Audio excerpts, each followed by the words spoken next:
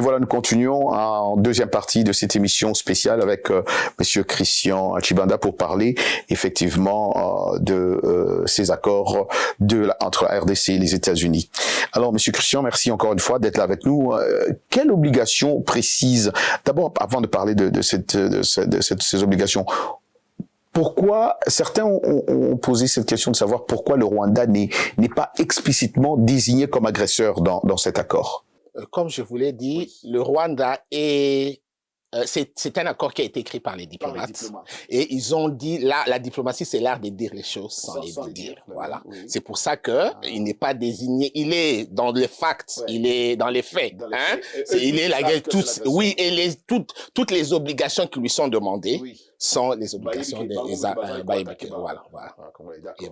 Alors, quelle obligation précise cet accord, cet accord impose-t-il à deux États, notamment en matière de sécurité et de groupes armés? Est-ce que quelle obligation précise Ninisa et Bazosengaba? Moniwana okoti olongwe na partenariat stratégique auquel na accord de paix. Oui. Accord de paix, nangi kakana précisé pour la bande de Konabiso, eza annexe, il y a nani annexe, il y a partenariat stratégique. Ils en a C1. Donc les autres c'est référé en fait c'est le Congo qui dit non, aidez-moi à terminer. Aux États-Unis, président Trump, aidez-moi à terminer cette histoire. À terminer cette histoire, que les gens rentrent chez eux, qu'il y ait la paix dans mon pays. Ouais. Et moi, en contrepartie, je vous donne accès aux minéraux. Et cet accès-là, bon, je sais que les Congolais, à plusieurs moments, non, c'est quelque chose de déséquilibré. Non, ce n'est pas déséquilibré. Quand vous regardez dans l'annexe 1 de l'accord, il est dit, qu'est-ce qu'il y a en fait? Les sociétés, qu'est-ce qu'il y a? C'est pas les deux États qui viennent exploiter directement. Qu'est-ce qu'il y a? Il y aura une société, il y aura des sociétés privées qui seront constituées par les deux États. Qu'est-ce qu'ils disent?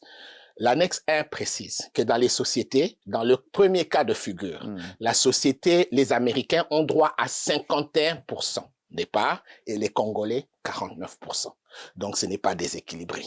Cet accord, c'est le meilleur accord qu'on a eu. Ah bon? Pourquoi? Parce qu'apparemment, les Chinois avaient même pire que ça. Oui, non seulement ils avaient pire que ça, mais qu'est-ce qu'il y a? C'est que de tous les accords précédents que l'on a négocié des accords miniers, il y avait des intermédiaires. Même dans les accords chinois, il y a des intermédiaires. Cette fois-ci, le Congo négocie directement avec la personne qui va acheter.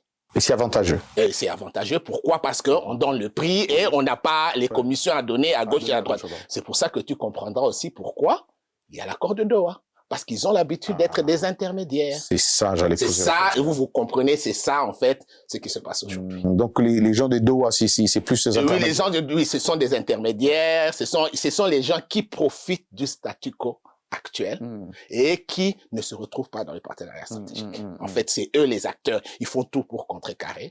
Mais avec la volonté du président Trump, on va y arriver, du président Tshisekedi, on va y arriver.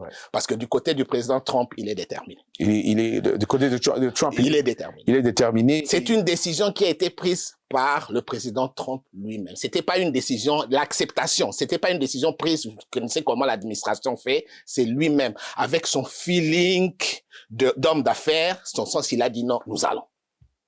Et aujourd'hui, tout le monde, du côté de l'Amérique, tous les gens sont convaincus que c'est un bon deal. Et voilà, pour dire que la question des désavantages. Je vous dis par exemple, dans le contrat chinois, la gécamine à la sycomine à 20%. À 20%. Et vous allez voir, dernièrement, qu'est-ce qui est arrivé? Déjà, les avantages, tu vois, peut-être, on va y revenir plus longuement après, les avantages de ce partenariat, c'est quoi? C'est que vous avez remarqué que la gécamine, pour la première fois, a exigé son droit de rachat de 20% de la production de la sycomine et a vendu directement aux Américains. C'est qu'il y a beaucoup d'argent que nous avons reçu. Mais entre-temps, M. Christian Tshibanda, Congolais babenganga mingi babi, mais makambo ezoleka na mboka na bino na États-Unis awa. Est-ce que Trump a osé la sous son attend, il a continué Kolandela Makamba Congo? En fait, c'est parce que brutalité. C'est que quand le président Trump signe, il engage les États-Unis. Et puis, Botala qui bien été. Ce qu'Otali Malamo, qu'est-ce qui a été fait? Les Américains font les choses de manière ordonnée. Le gouvernement américain a négocié, mais il y a eu, au niveau de la Chambre basse des représentants, il y a eu un sénateur démocrate et un sénateur républicain.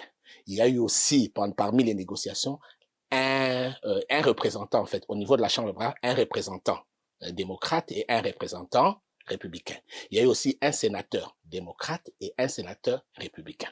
Donc, de ce côté ici, tout est fait. C'est tout simplement, je ne sais pas, on doit parler, hein, on doit parler avec, on doit écouter les stratèges congolais. On ne sait pas à leur niveau.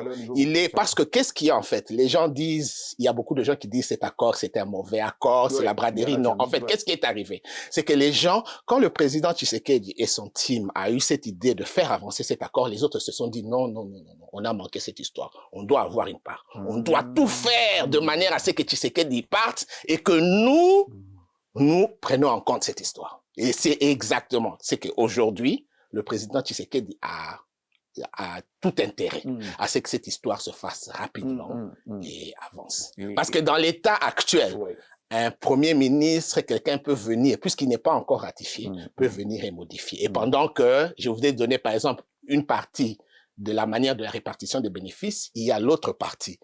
Tu vas peut-être me demander pourquoi il y a deux manières, pourquoi il y a une autre. On dit que dans certaines sociétés, les Américains peuvent avoir 40%. Et les Congolais et les autres acteurs peuvent avoir 60%, mais les Congolais doivent maintenir, les États-Unis doivent maintenir un contrôle du board de la communauté, de la corporation, de la société. En fait, tout ça, je suis en train de, c'est pour ça que je vous ai parlé des accords de 1885. Les Américains ont en tête. Ils savent, parce que les Américains étaient partis à la conférence de Berlin. Ils étaient là. Hein? Et ils se disent, bon, un jour la Belgique peut dire, bon, j'ai besoin de 10%. La France, j'ai besoin de 10%. Le Congo peut parler avec eux, et le Congo peut parler avec lui, je n'ai pas de problème. C'est pour ça que cet accord est un accord très flexible. Très flexible. Dans quel sens flexible?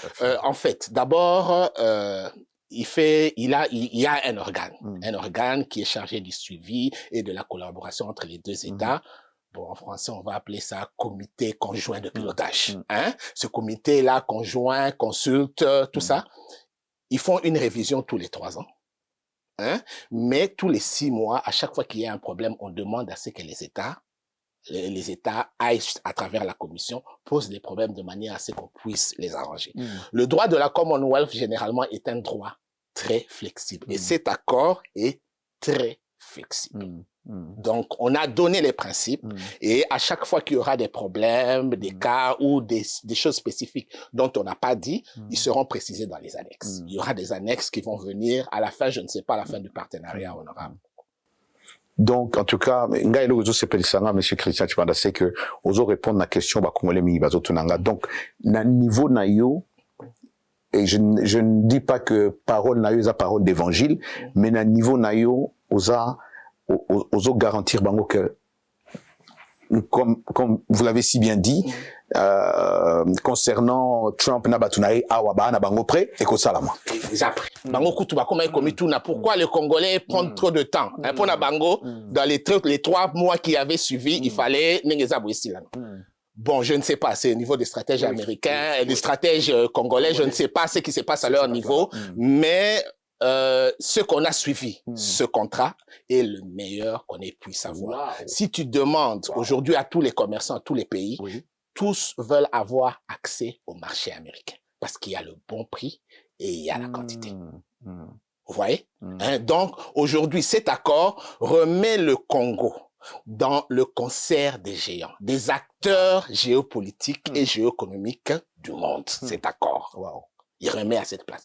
C'est tout simplement de notre côté, on doit faire preuve de beaucoup de responsabilité et beaucoup de leadership. Beaucoup de leadership. En parlant de responsabilité, de leadership, vous connaissez bien votre pays, les États-Unis, et votre pays, le Congo aussi, et vous savez, les Américains, ils tiennent beaucoup dans les cambo yoya corruption. Balingate ou qui ne investir pas sa corruption. Est-ce que na ndenge yozomone la Congo est après côté wana ou parce que les Américains sur ba business ba on va remarquer qu'il y a la corruption ici, ils vont pas continuer, ils vont faire prendre leur clic quelqu'un, ils vont foutre les cons si je peux dire ainsi hein. Oui, en fait, problème mingi otozanango, problème banzala, problème babiloko mingi ngeza boye, c'est la problème d'abord de notre législation économique et commerciale qui ne répond pas aux standards internationaux hein, aux standards internationaux. Mais de l'autre problème, nous avons des très bons leaders. Mais le grand problème, c'est le mindset. Hein, c'est le paradigme. Ils doivent quitter le paradigme. Apparemment, nos leaders sont encore dans le paradigme après la colonisation. Hein, et c'est pour ça que ça pose des problèmes. Ils croient que quand il y a beaucoup de taxes, on amène les investisseurs, on n'amène jamais les investisseurs avec le nombre de taxes que nous avons là-bas.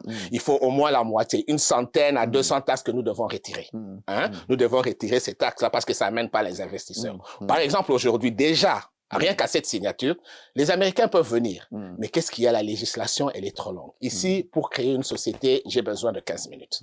Au Congo, je dois faire pratiquement, je ne sais pas, avec le guichet, 1 semaine. Mais quand tu regardes sur une année, le nombre de sociétés qu'on crée, ici, il y a beaucoup de gens qui veulent venir investir au Congo. Mais tout simplement, c'est la législation qui ne répond pas. Donc, si aujourd'hui au Congo, on a une législation qui permet d'aller online, de créer une société en un jour, je vous dis qu'il y aura beaucoup de sociétés là, américaines, et beaucoup de nos jeunes vont trouver du boulot.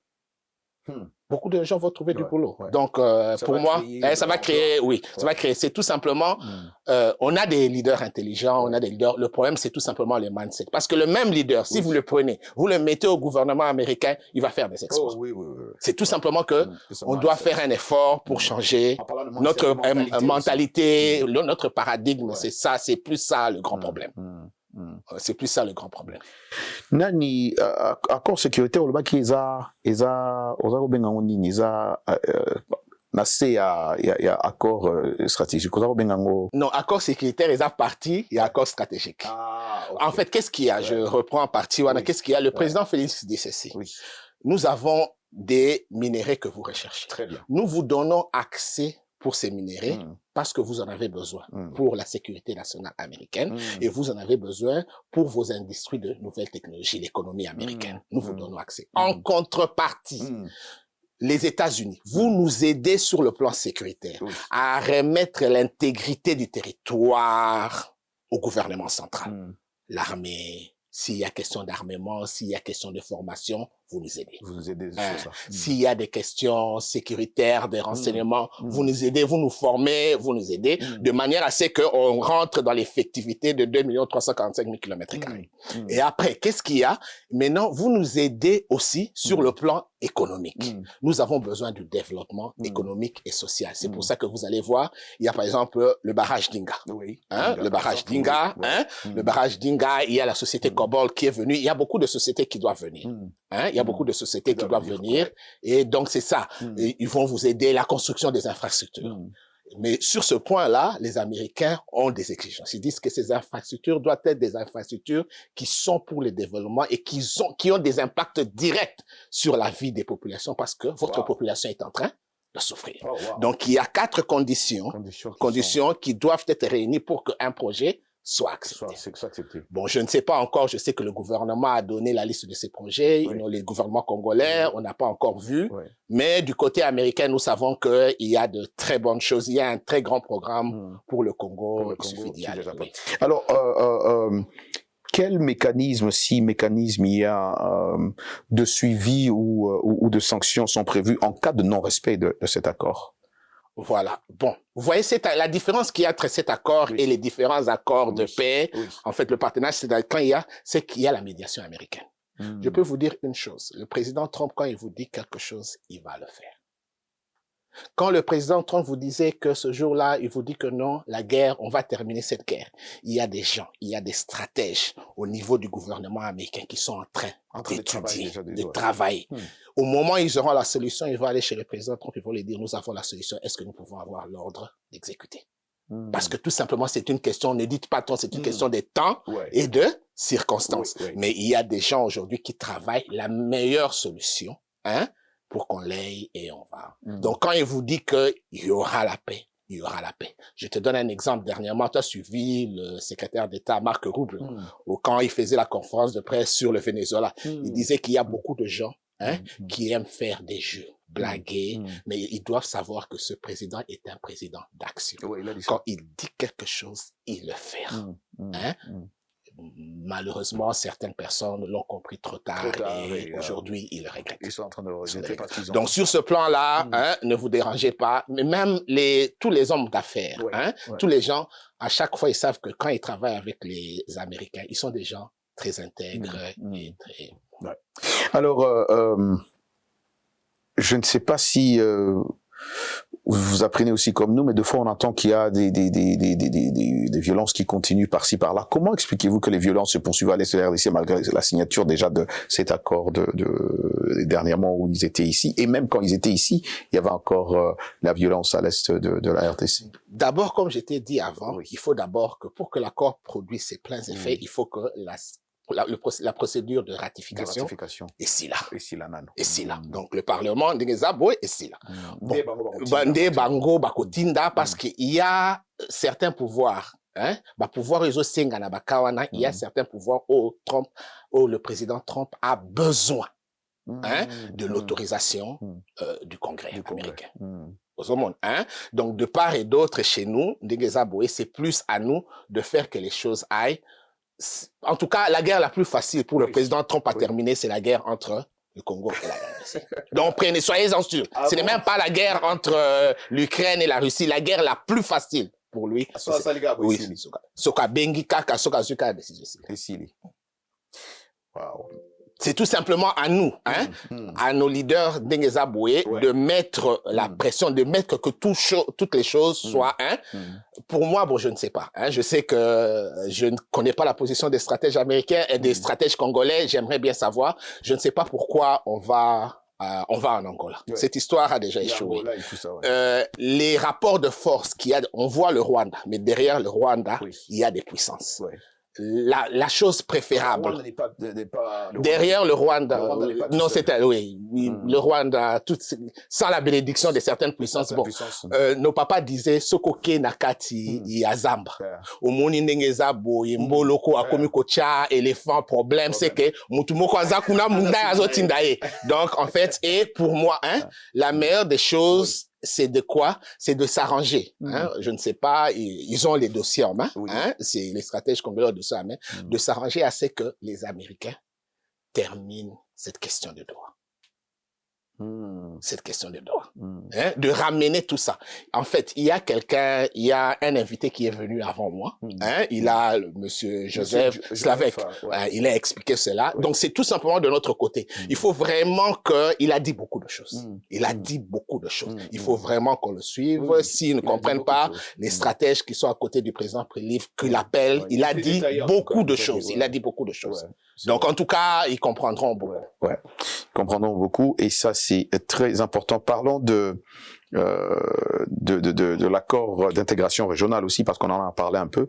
Et vous nous avez expliqué un peu en quoi consiste, si vous pouvez encore peut-être nous refresher un peu la mémoire, en quoi consiste l'intégration régionale signée entre la RDC et le Rwanda? Bon. En fait, je vais vous donner, en fait, pourquoi, oui, je sais que les Congolais se posent la question, pourquoi un accord d'intégration régionale? Qu'est-ce qu'il y a, en fait? C'est que, ça qui peut comprendre, en fait, ici, qu'est-ce qu'il y a? C'est qu'il y a des minéraux à l'Est. Et ce sont des sociétés privées qui vont les exploiter. Mais au Congo, on a un problème de connectivité. Au centre, on a la forêt. Ils doivent, pour faire ramener ces minéraux, par exemple, vers l'océan Atlantique et l'océan Indien, ils doivent aller. Et le chemin le plus court, là-bas, jusqu'aujourd'hui, jusqu'à ce qu'on ait un chemin en interne, hein, c'est soit passer par le Rwanda, passer par l'Ouganda, passer par le Burundi, ou passer par la Tanzanie. Hein. C'est pour ça qu'on a signé. Pourquoi? Parce que vous pouvez avoir un investisseur qui veut exploiter, je crois que c'est le coltan à Est, hein, mais les frais de transport, de prendre ce coltan, de l'amener jusqu'à Matadi ou à Banana pour le faire, il risque de ne pas gagner grand-chose. C'est pour ça que cet accord d'intégration, c'est l'une des raisons. Cet accord d'intégration économique a été... Et l'avantage, en tout cas, de cet accord, par rapport au cas précédent, on a eu beaucoup d'accords de paix. Mais qu'est-ce qu'il y a dans ces accords de paix? Les questions économiques, qui étaient les questions principales, étaient traitées dans l'opacité. Ici, vous avez tout sur un site et on vous dit tout ce qui se passe. Les questions économiques. On vous dit que, parce qu'il y a eu un accord. Les accords précédents, il y a eu un accord opaque.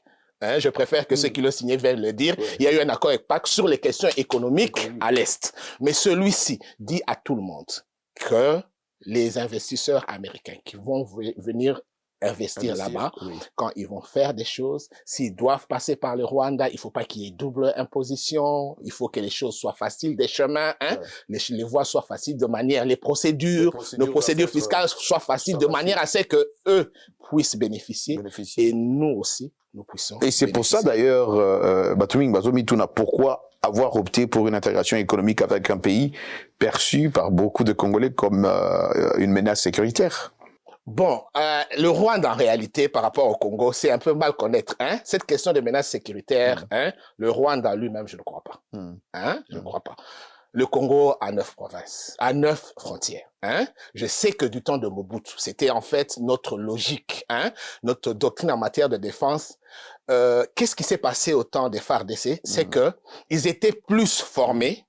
Ils étaient plus formés pour défendre l'intégrité du territoire, pas pour défendre par rapport aux pays étrangers, parce qu'il y avait cette politique d'hospitalité.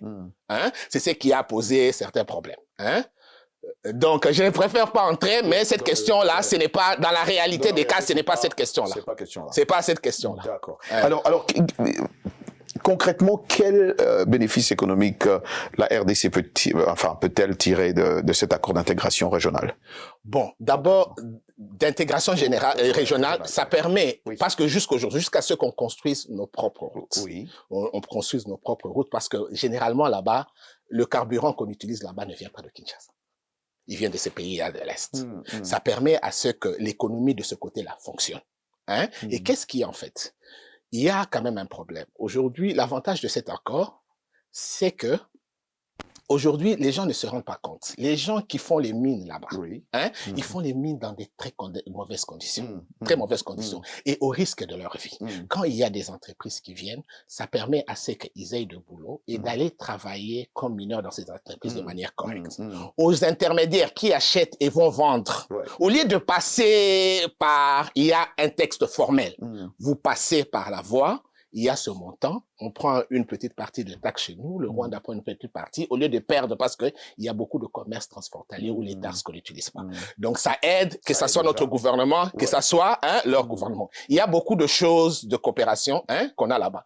Je sais que les gens, comme je t'ai dit avant, la question des Tutsis et Hutus est un prétexte. Il n'y a pas quelque part où les Hutus et les Tutsis sont plus à l'aise qu'en République démocratique du Congo. Ils sont à l'aise. Ils sont à l'aise. Ils sont à l'aise. Oui, ils sont à l'aise. Donc ça, c'est un prétexte. C'est un prétexte. Parce que même au Rwanda, ils ont des craintes qu'un jour, que par moment, les Hutus peuvent venir, mais ici, ils sont à l'aise. Donc cette question-là, c'est un prétexte. C'est un prétexte, donc aussi. Alors, certains parlent, Monsieur Christian, d'un bradage des ressources naturelles. Que répondez-vous à ces Congolais-là qui se disent ça, c'est pas normal, tout ce qui se passe, c'est un bradage complètement des ressources? C'est parce qu'ils n'ont pas lu les textes. D'abord, aujourd'hui, on a l'occasion. Je donne un exemple. J'ai beaucoup de respect pour la contrepartie chinoise, mais qu'est-ce qu'il y a eu, par exemple? Dans cet accord, d'abord, nos minéraux n'ont pas été évalués correctement. De deux, il y a des intermédiaires. Et aujourd'hui, dans cet accord, et puis cet accord est un accord, je crois, le montant est de 7 milliards. Aujourd'hui, le partenariat stratégique est un accord de 500 milliards. Qui les investissements viendront à hauteur de 10 milliards chaque année. 5 ou 6 entreprises qui vont venir investir. Pourquoi? Parce que en fait, les investissements en matière minière sont des investissements de plusieurs milliers de milliards. Plusieurs milliers de milliards. Vraiment. Donc, ils vont venir, et à chaque fois qu'ils vont venir avec ces fonds, ça c'est le premier avantage. Le deuxième avantage, comme je t'ai dit, c'est la répartition des sociétés. Nous avons soit 60% au maximum si nous avons tous les capitaux.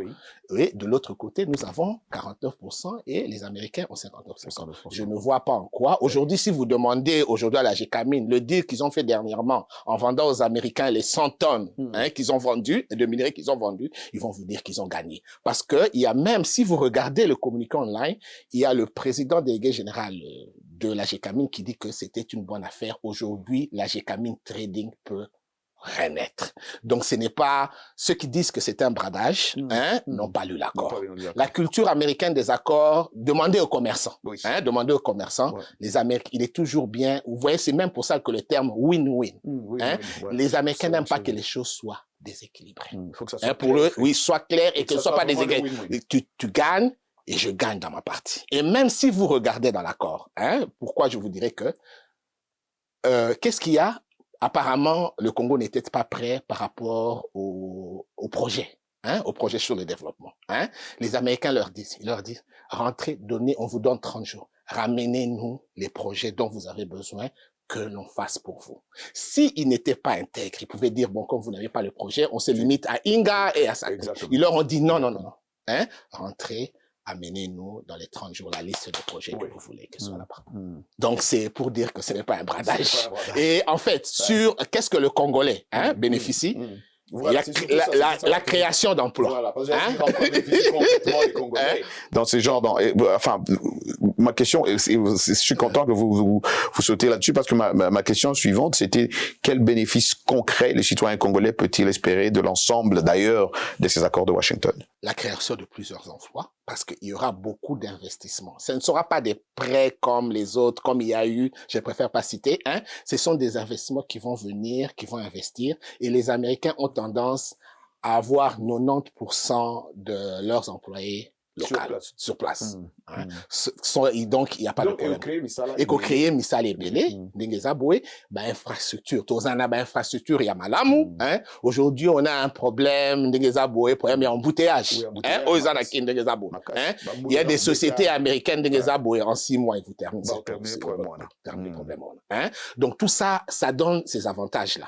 Et de l'autre côté, industrie, et de l'autre côté, bateau nyonso, oyo babana. Hein, bana oyo babana le travail des enfants moni kuna mwana olia kende classe ndengeza boaza obligé ok na mine ndengeza boye babiloko ya ba viol wane ko sila tokoza na paix hein on pourra reprendre voyager partout hein demander aux gens qui ont connu qui ont travaillé au temps de General Motors ou au temps de Goodyear baebi hein baebi ou ceux qui ont travaillé avec TFM hein demander hein, ils vont Ndengembo Keza qui ndenge bazaki traité ba oui en tout cas merci beaucoup je pense que question n'anga pende Souka, Monsieur Christian, merci vraiment. Question à Souka, vraiment.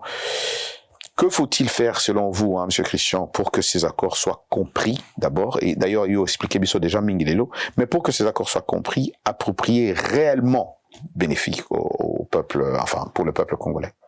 Bon, c'est plus, il faut que le gouvernement s'investisse. Je sais qu'il y a peut-être certains problèmes, mais je crois que hein, ils vont s'investir, ils vont continuer à vulgariser. Mais d'abord l'accord, ça demande.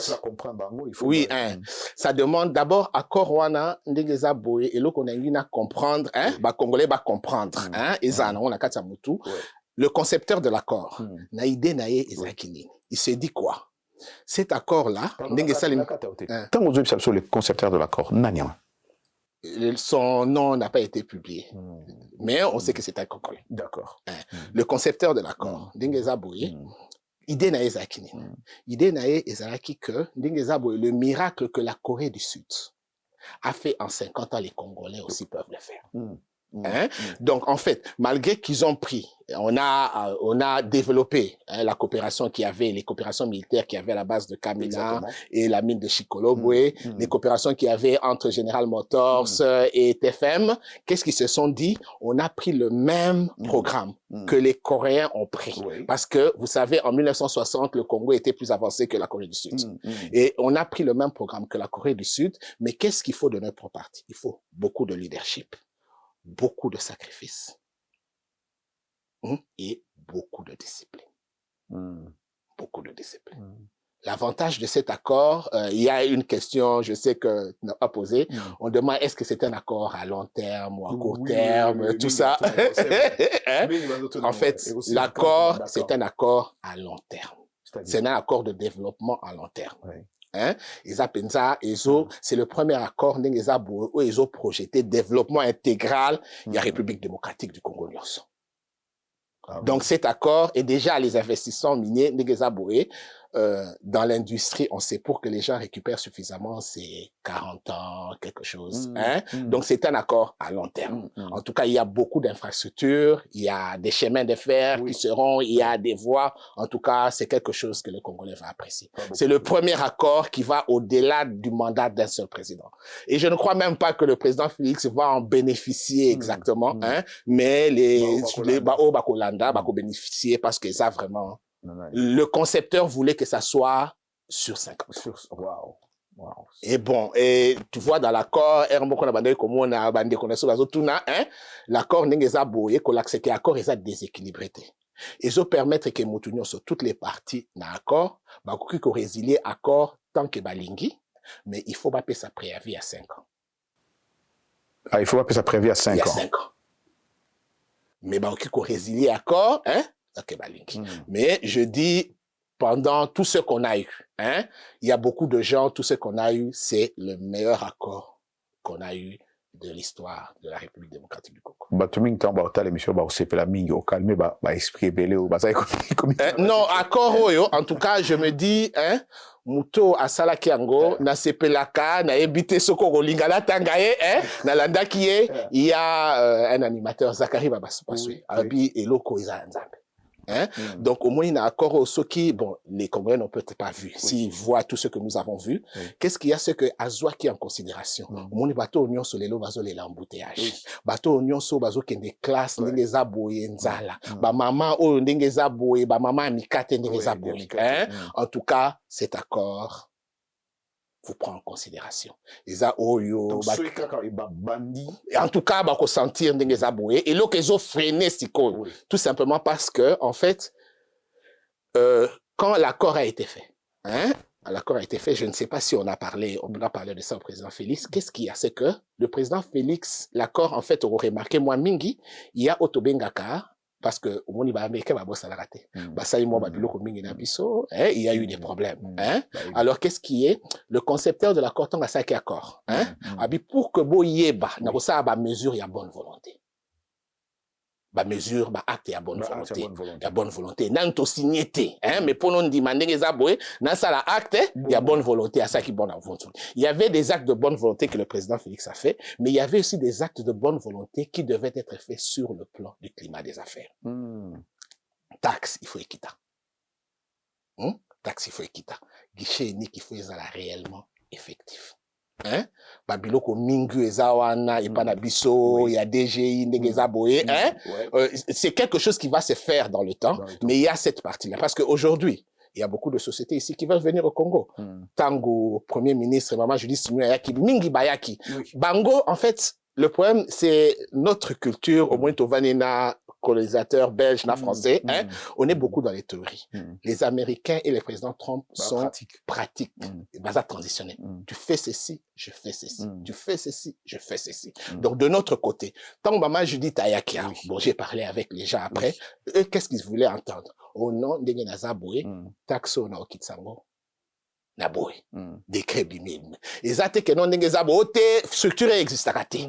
Hein? Bango, bah, ici, bah, service, na bango, c'est à qui de l'eau, quelles actions ont été faites? Au moins, pas un biseau, on va faire une dizaine de réunions sur le climat des affaires et il n'y a aucune action. On connaît exactement. Hein, ce qui doit être fait. Le gouvernement et la présidence ont reçu suffisamment de lettres. Les Américains ne demandent pas quelque chose qu'ils ne vous ont pas demandé. Demandez au service, vous avez exactement. Ou même si vous ne comprenez pas, vous pouvez toujours revenir à eux. Ils vont juste expliquer quel pas il faut et comment il faut avancer pour que cet accord soit effectif. Monsieur Christian Tshibanda, je rappelle que vous êtes analyste et acteur engagé sur les questions de coopération internationale et de relations entre la RDC et les États-Unis. Vous êtes encore aussi membre, vous avez même dit CEO, je pense, de l'American Congolese Business Affairs Committee. Merci infiniment pour le temps que vous nous avez accordé. Je pense que les Ambala Soukate, le quoi aussi souvenez que toi au Sénato et bon, en tout cas, je suis là à chaque fois que je veux tenir l'occasion, Batangi Sabiso de donner gratuitement ce qu'on a reçu gratuitement. Merci. Donc, en tout cas, on viendra pour contribuer à ce que cet accord. Merci en tout cas pour votre temps. Merci beaucoup. Merci.